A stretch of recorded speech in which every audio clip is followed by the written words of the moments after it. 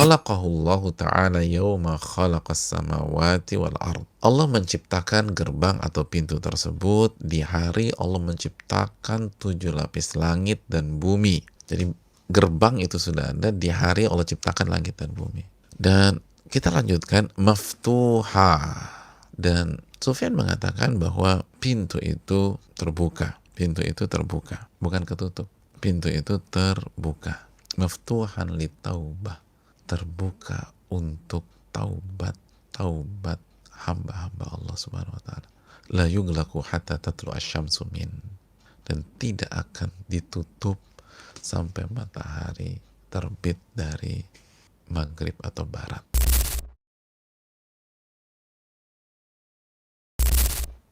Dan gak perlu nunggu orang ngeritik kita untuk meyakinkan diri kita bahwa kita ini banyak kesalahan.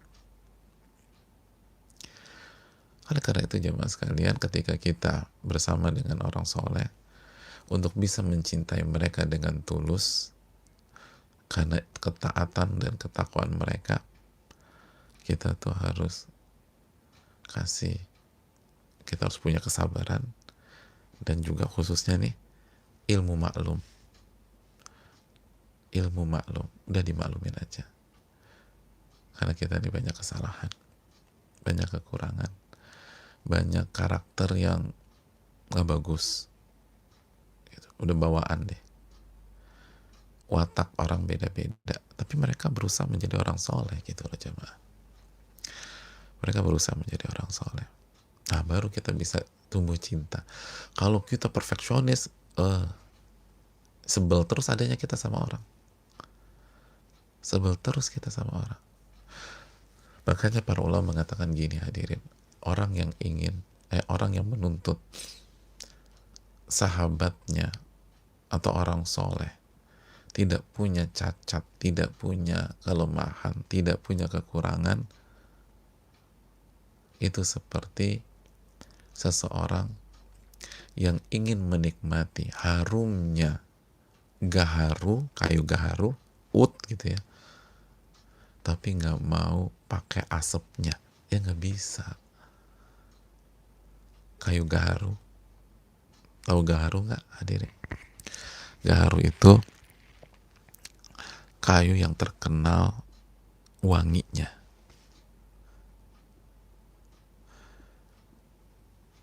Dan wangi gaharu, wangi yang sangat mewah, kata banyak orang, mewahnya.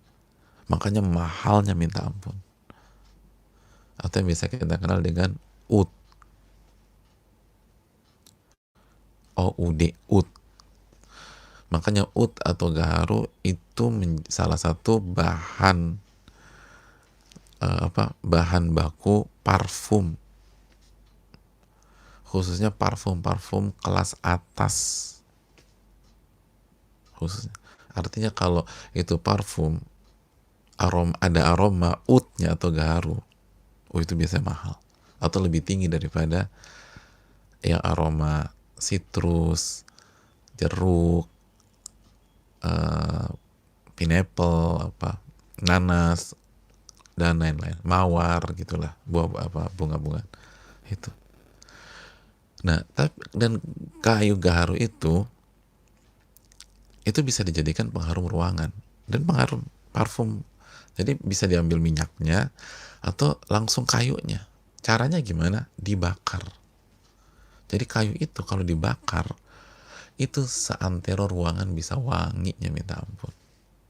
Kayunya dibakar. Beda ya kalau kayu dibakar, kita setengah mati tuh. Ini kayu, kalau dibakar, jemaah. Bagi yang suka ya, nggak semua orang suka. Tapi banyak banget yang suka karena memang baunya bau yang kelas tinggi. Tapi bukan berarti semua orang cocok, dan yang nggak cocok bukan berarti nggak punya kelas tinggi, gitu aja, simpel lah. Satu ruangan tuh bisa wangi, apalagi kalau kayu gaharunya mewah, mahal, kualitas tinggi, itu bisa lama tuh nempel. Kayunya udah habis atau dimatiin, itu ruangan masih wangi. Dan bisa ketika dibakar bisa buat ruangan atau bisa buat baju gitu. taruh di sini gitu. Kalau kita diajarin syekh kita dulu taruh di sini, kan tungku, ada tungku tuh, terus asapnya taruh di sini gitu loh. Kalau di baju. Jadi untuk mendapatkan bau mahalnya itu, aroma mahal, itu harus dibakar. Dan kalau dibakar, keluar asap. Dan asapnya emang kurang enak. Khususnya bagi saya kurang suka dengan asapnya. Tapi untuk bisa mendapatkan, iya harus ada asapnya. Nah gitu kata para ulama. Anda mau cari teman yang baik, sahabat segala macam, ya Anda harus siap menerima asapnya dia. Setiap orang pasti punya asap. Cuma masalahnya Anda tahu apa enggak, gitu aja. Wallahu ta'ala alam, itu yang perlu kita ucapkan. Ya. Jadi jangan berpikir aku mau bertemu sama orang soleh, pasti dia tuh pengertian nggak kayak lo. Nggak kayak lo lagi. Jadi nyemprot temennya, nggak kayak lo gitu. Lo orang soleh juga punya kekurangan, tapi mungkin nggak sebanyak orang-orang yang normal karena mereka berusaha mengamalkan Al-Quran dan Sunnah. Orang-orang soleh pasti jatuh suatu saat, dia pasti akan tergelincir, tapi ingat dia tahu bagaimana kembali. Masih ingat surat Ali Imran?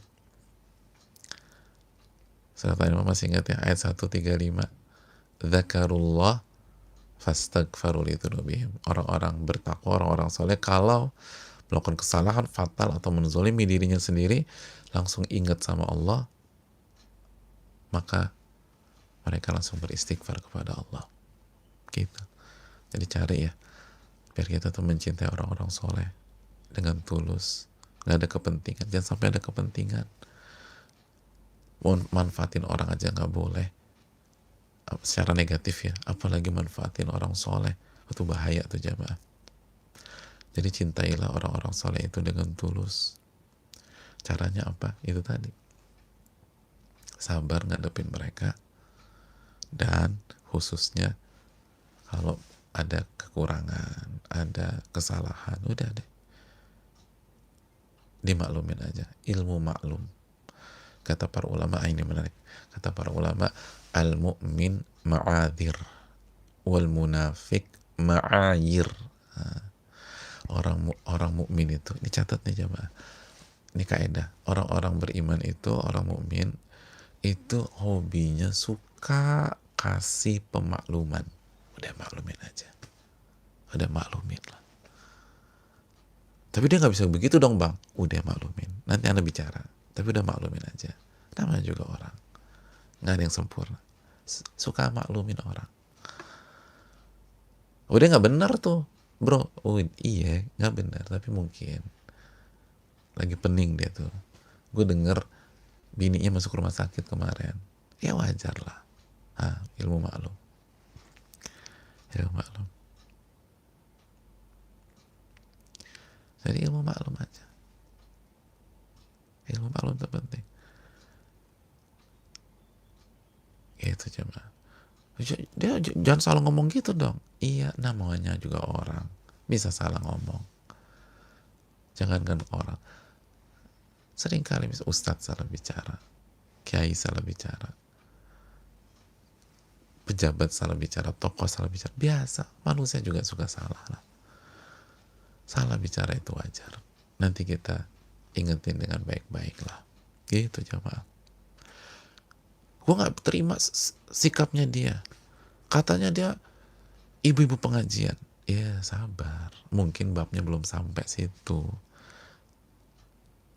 Itu kan munafik tau gak lo, mungkin dia salahnya di bab 7, pelajarannya baru sampai bab 6. Nah itu minggu depan baru belajar. Jangan gampang vonis munafik. Kan gitu jamaah. Itu mukmin. Adapun munafik, ini munafik ini penting, ma'ayir, hobinya suka nyinyir. Nah itu munafik, hobinya suka nyinyir, suka cari-cari kesalahan. Dan orang kalau dapat besar dijatuhin sama dia.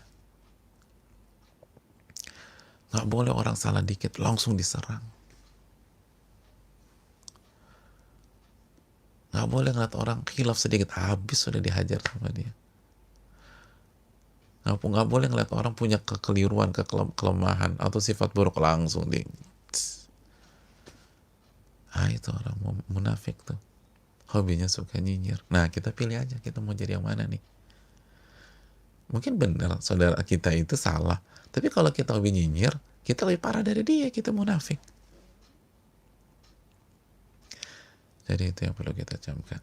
Makanya ulama mengatakan kalau Anda melihat sesuatu yang tidak nyaman dari diri saudara Anda, sahabat kita ini, kasih 70 uzur, 70 maklum. Mungkin dia begini. Enggak dia nggak gitu. Oh, nggak mungkin begini. Terus pemakluman pertama nggak cocok, pemakluman kedua nggak cocok, pemakluman ketiga nggak cocok, dan seterusnya. Jelas ini jamaah. Masya Allah. Kalau udah sampai 70 nggak ada yang cocok, gimana Pak? Berarti kita yang masalah. Masa 70 maklum gak cocok semua? Kita yang masalah. Subhanallah. Ya. Itu yang perlu kita camkan ya, biar kita nih bisa masuk surga sama orang-orang soleh. Udah amalan pas-pasan, kadang juga gak ada yang bisa diandelin, gak ada yang bisa dibanggakan. Gak ada satupun orang soleh yang kita cintai. Repot itu cuma. Masa sebanyak gini orang soleh gak ada satupun yang Anda cintai? Ini masalah besar. Orang soleh ini banyak di muka bumi ini. Kita nggak usah bicara yang sudah wafat, yang sudah rahimahullah. Ini yang masih hidupnya banyak. Masa satu pun nggak ada yang antum cintai? Satu pun nggak ada yang Anda sayangi? Ini bahaya jamaah. Ini berarti kita punya penyakit hati. Semoga kita dijaga tentang hal itu. Maka kita semoga dikumpulkan dengan orang-orang soleh, karena kesalahan kita masih banyak, harus diperbaiki lagi. Yang terakhir hadirin, kita kembali bersama Sofwan bin Asal radhiyallahu ta'ala. Kata Sofwan bin Asal, ketika Nabi SAW mengucapkan atau menyampaikan bahwa seseorang akan bersama orang yang ia cintai nanti di hari kiamat, ternyata Rasulullah SAW nggak berhenti sampai di situ. Rasul SAW terus bicara, terus menasehati. Fama zala yuhaddithuna hatta dzakara baban minal maghribi masiratu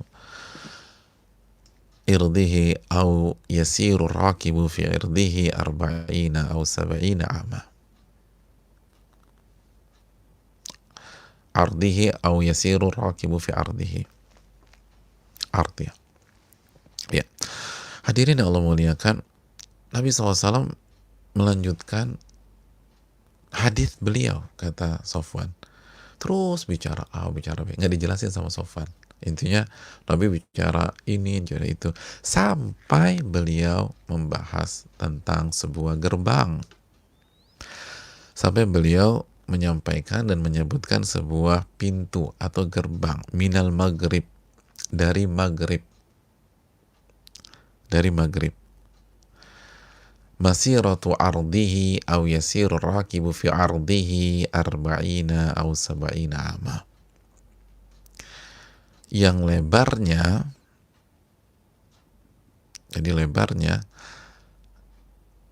itu 40 atau 70 tahun perjalanan. Atau maksudnya au yasiru rakibu fi ardihi, apabila penunggang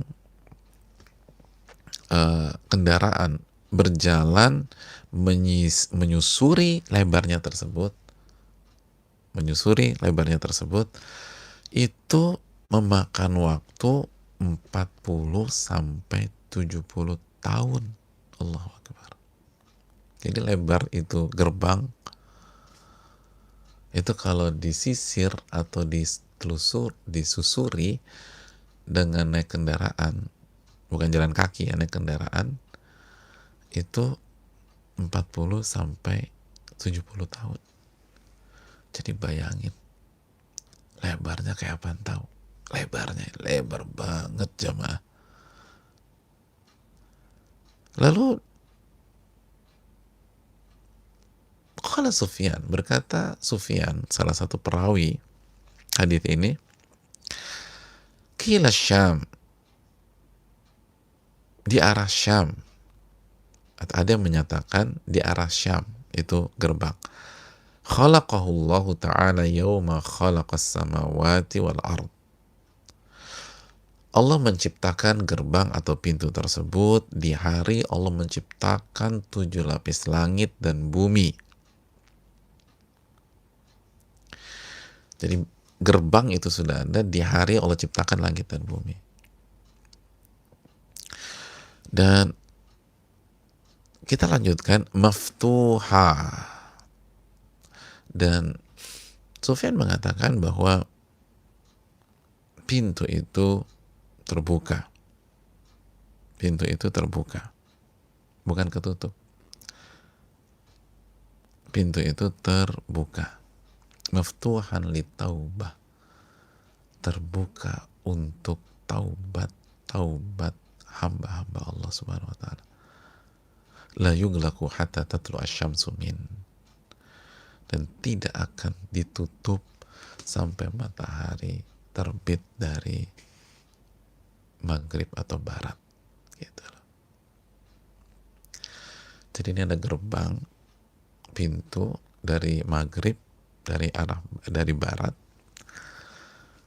lebarnya luar biasa. Kalau disusuri 40 sampai 70 tahun. Lalu Sufyan menyatakan bahwa ada yang menyatakan itu ada di Syam, di arah Syam. Syam itu masih ingat nggak? Atau pelajaran apa tuh? Surat Quraisy. Syam itu sekarang Palestina, Lebanon, Suriah, Yordania. Jadi sekarang itu menjadi 4 negara. Wilayah 4 negara itu kalau digabungkan itu Syam. Nah, di daerah sana. Itu negerinya para nabi dan rasul, Syam. Allah ciptakan, pada saat Allah ciptakan langit dan bumi, dan pintu itu selalu dibuka